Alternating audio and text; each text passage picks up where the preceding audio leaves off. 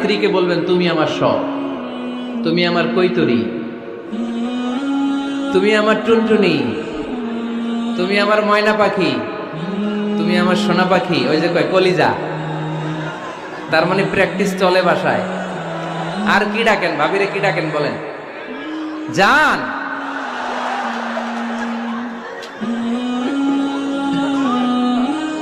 জান ডাকেন। আর ভাবি কি ডাকে আপনাদেরকে? বাবু। কি ডাকে? বাবু ডাকে। আর কি ডাকে? হ্যাঁ, বেবি। পোলাপান কত দুষ্ট দেখছেন, বেবি ডাকে নাকি?